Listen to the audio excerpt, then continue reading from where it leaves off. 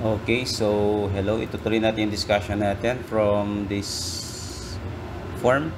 So kung papansin niyo from the previous lecture, wala pa yan. So, ginawa ko na lang siya para hindi masyadong time consuming. So napaka-basic lang sa inyo yan. Ang gagawin natin, upon successful logging in here, dapat matatawag yung form na yan. Okay? So basic lang yan kung paano ginawa sa sign up, ganun din ang gagawin sa pagtawag. So dito ko siya ipapasok. Try ko muna yan, welcome user. Try nating i-call muna yan, frm add user. Add record is equals to new folder natin, variable or object, new record. Okay, is equals to new frm add record. And then, so close. Tapos, yung tatawag ko, huwag natin kakalimutan yung close statement. frm new record dot show. Okay, so gawin naman natin ngayon, let's show. Okay, tapos i-hide natin to, that is close. Okay, try natin run. So meron tayong existing record, the admin and admin 123. Medyo matagal lang yung mag-run. No, why? Ano tayong isang error here? What's this? FRM registration this. Tanggalin ko na itong this sa loob. Nagta-troubleshoot kasi ako kagabi kaya nagkaroon niya ng code. Hindi ko na natanggal. So run again. Hopefully mag-execute yan ng successful. So admin and admin 123 login. So wala sanang error. Ayan, welcome, and then lalabas dapat yung form. So ganito na lang gawin natin dahil nagko-close siya ng buo, hide na lang natin this dot hide. Tignan natin kung pwede yan. Okay, and then admin 123 login. Okay, yan. So lalabas yan.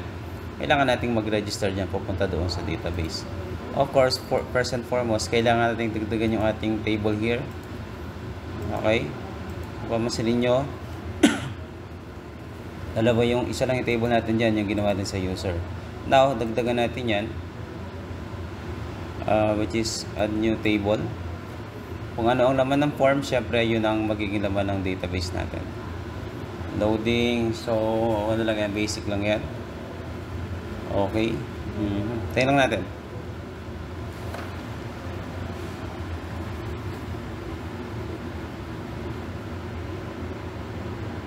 So okay, eto na siya. So dagdagan natin yan, student ID. Gawin lang natin auto increment yan mamaya, no? So and the following is the last name. Gawin natin nvarchar. Huwag nating i-allow yung nulls, hindi pwede yung blanco. Then tawagan natin tong first name, nvarchar. Okay, do not allow the nulls value, and m name for middle name, nvarchar. Okay, and then last is the address. And varchar ko na lang din para pwede ang number and text, and then the birthday. We call it birthday muna. And varchar ko na lang. Okay. So, ngayon, pakalitan natin yung pangalan ng table dito. Medyo masyado yung kinokonsumong space natin. Palitan natin ang pangalan ng table na TBL student. TBL student. Tagad na nito, identity 1-1 para mag-auto increment, and then baba natin yung primary key. Okay, primary key. Tapos pasok natin dito yung, tingnan ko lang yung nandito natin, medyo nakalimutan ko yan. Table definition. Clustered yan. Papahin ko na lang yan. Ilagay ko siya dito. Siyempre, mag-red dyan, palitan natin ng student ID. Kasi siya yung magiging primary key. And then, ito siya. And then, update. Okay, and then, so ano lang yan, update, and then successfully meron na tayong table dito sa ating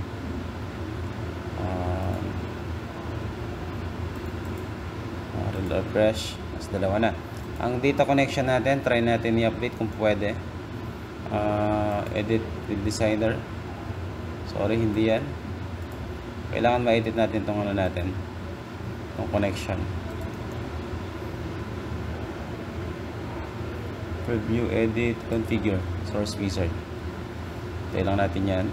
So, dalawa ng table dyan. Select na rin natin yan. Finish. And okay na yan. So, naisama na natin siya sa connection. Gagawin natin ngayon, para maipasok yan dyan, dapat magkukode tayo dito sa record. Kukode natin yan. Okay, pero kukopyahin na lang natin yung code sa registration. Ito yan. Okay, kopyahin ko na lang yan. First part is kailangan kong kopyahin to kasi dapat na input yan. Balik tayo dyan, double click sa pinakataas po yan. Okay, and then dun sa balik tayo kay registration ulit. Ito yung code nya. Kopyahin na rin natin to kasi pareho lang naman yan. Okay, isa nyan sa may public partial. Okay, almost set na tayo. Kopyahin din natin tong part na yan. Okay, magka-alter na lang tayo ng code. Palit na lang tayo mamaya. Oops, tuntingin ko muna. Okay, copying ko muna tong part na to. Ito siya. So, Soho. Okay, dito tayo sa button. Okay, string. Kasi kailangan natin palitan ng pangalan dyan. Tawagan natin itong txt lname, txt lname, plus txt fname, txt mid, txt mname, txt mname, tapos txt add, ito dt vday, dpicker vday. Okay na yan. Siyempre, typically mawawala yan. Na mag-error dyan, mali yan. Ay, ito pala, wala yan, nasa kabilang form yan. Palitan natin yan ng buo. String lname is equals to txt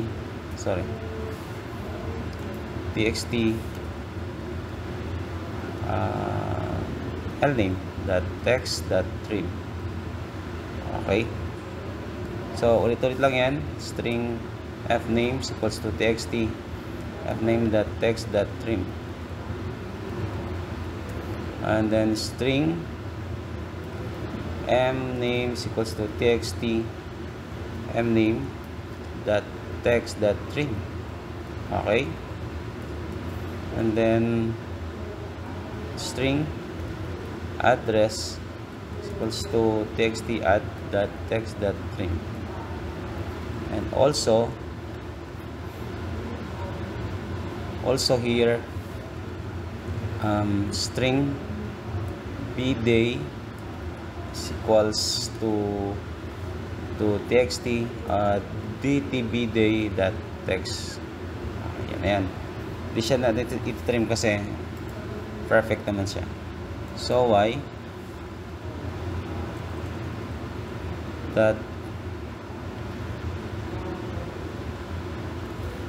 text. Okay, sorry. Why non-invocable like method text. Oh, what should I do here? Okay, palitan natin.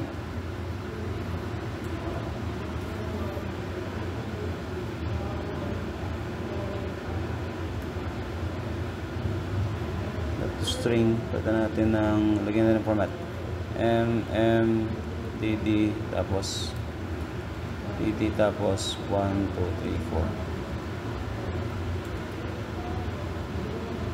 4. Ayan ang toString hindi na nangyayari sa'yo. toString muna natin, no? So upon that, kailangan natin ngayon ilagay yung ating code from registration. Kukopyahin ko ulit yun, yung merong if. Ito yung part na nagtitingin ng blanco. Kopyahin ko yan, ilagay ko ulit dito sa bandang baba niyan. String username, dahil wala yan, lagay natin na lname. Pag blanco, hindi niya i-save.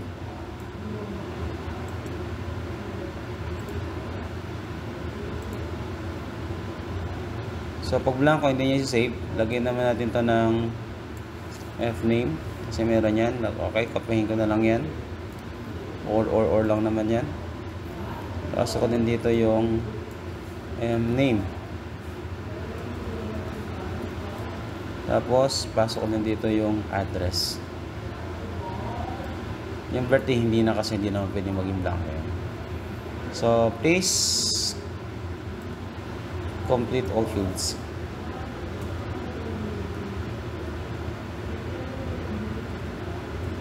All fields are required. Kaya na bahala dyan.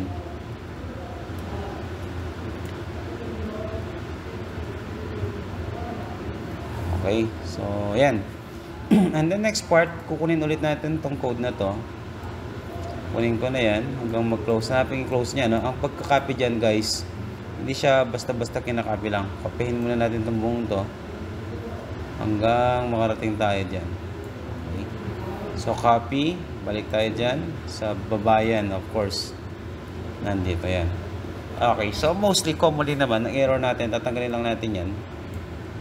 Tanggalin din natin yung mga text dyan na hindi related. So yan, as is na yan. Tanggalin natin tong isang to. Nasaan yung close nyan? Tanggalin na natin kasi hindi tayo mag-tingin kung may existing o wala. The purpose natin is to insert into TBL student. Tapos student. Ang meron tayo doon ay last name. Hindi ako nagkakamali. Tignan natin.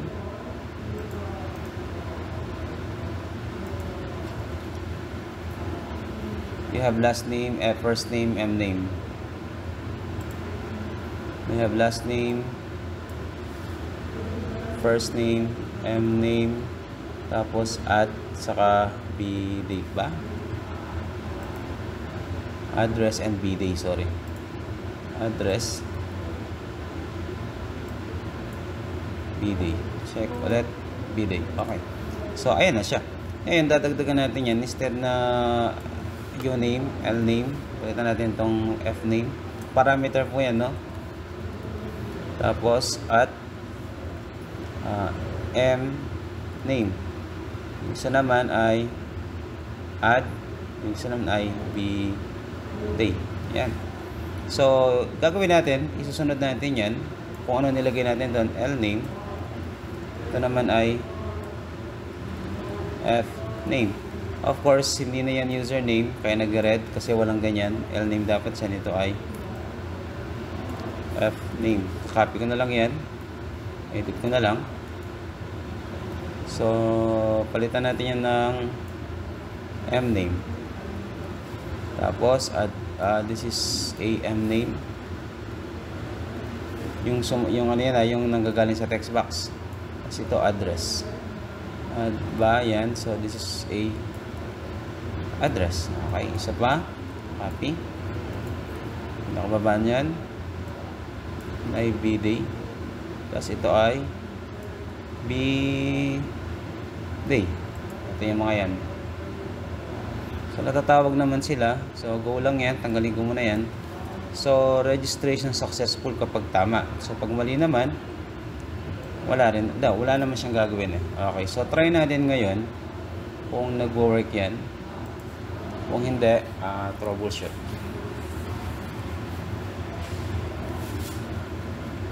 Okay, so yan. So, login natin, admin 123. Welcome. Okay, so ito na siya. Halimbawa, add natin is Katakutan. Pangalan ni Katakutan kasi. Rainier na lang. Ay, sorry. Ay, naka-password siya. Sorry. So, dapat yan hindi naka-password. Kinapi ko kasi yan eh. Nasaan ka? Yun dapat naka-password. Use password. Ito din. Password. Ito din. Naka-password sila. Ulit. Admin 123. So successful. So Madlang Bayan na lang. Madlang Bayan. First name nito ay Rainier. Tapos ano Anong last, ano sa middle niya? Auditor na lang. Auditor and then address, let's say, Tarlac. So, yan na yung kunwari yung birthday niya, no? 19/2003. And then, registered. So, meron tayong error ngayon. The connections constant is closed. I am very sorry. Meron ata ako na-cut dito. Sa aking code, meron nga. Nakat ako dito. Balikan ko lang. Ito, dapat naka-open. Sorry. Lagay natin dito yan. Dito. Open natin. Open. Alright.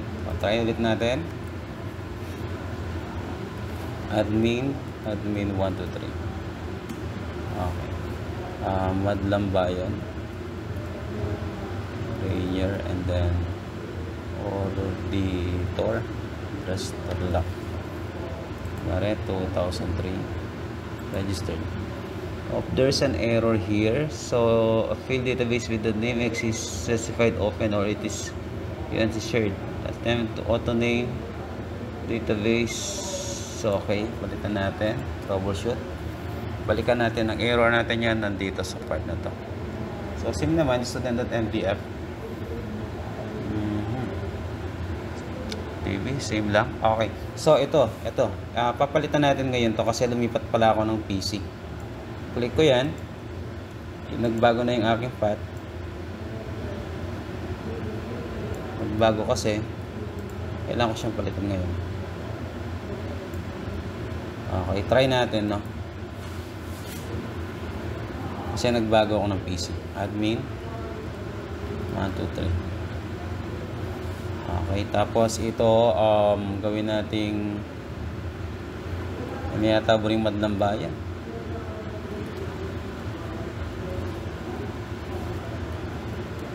Ay, alya pala Auditory Madlambayan. Sana pwede na to. 2, 3. Oops. String binary truncated. Data has been terminated. Why? Okay. Bakit daw? Check natin kung may pumasok ng ganyan kanina.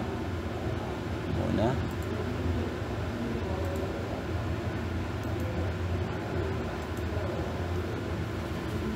So, wala pa naman.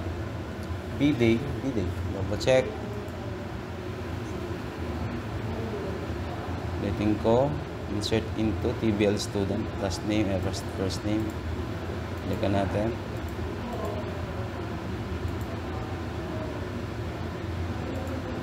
Last name, first name, M name, address, and BD. Pero bakit hindi ka nag-i-insert?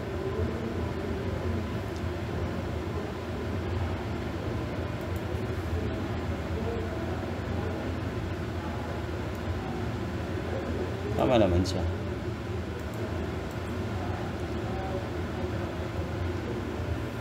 Kapag bang rating, sikik-nan ko yan. Error tayo dito. May error ako dito sa part na to. Ulitin ko.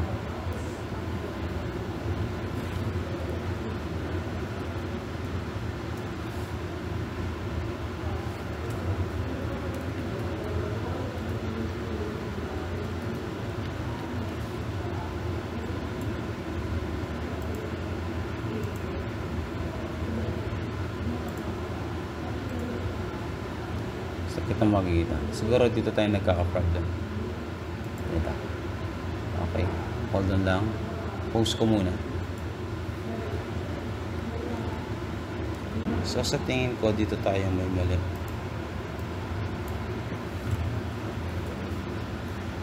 Value. That to string. Pagka natin format. Gusto ko makuha ko dyan ay month 1, 2, 3, 4 and day, tapos year 1, 2, 3, 4 and try natin ulit and then sana pwede na. Admin 1, 2, 3.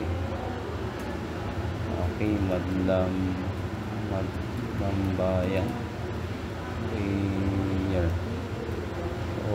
auditor Tarlac and 2005. So, successful registered. After registration, dapat nakiklear yan. So, reload lang natin yan.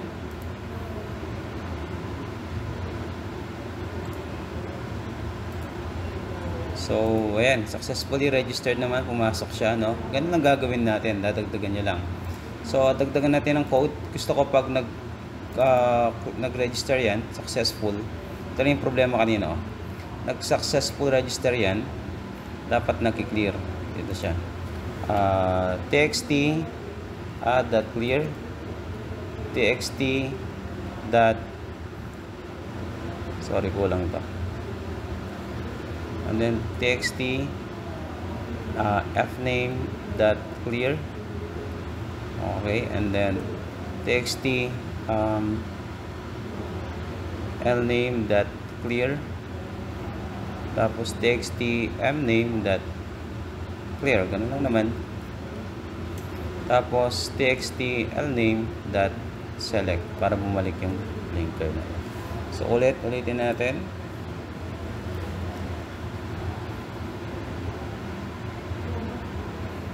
Admin 123. Okay, halimbawa ano naman sino ba? Ano na lang, Alden. Katakutan. And then muli natin, ayan, Alden. Tapos isa pa, Cruz, pwede na yan. Tarlac. Inanong siya ng 1990 kunwari, and then registered, successful, clear. Okay, so gano'n lang siya, no? Tingnan natin yan. Pag nireload ko yan, dapat nandito na siya. Katakutan, Alden. Ayan. Okay, so gano'n lang ang gagawin natin, and hopefully matapos yung activity.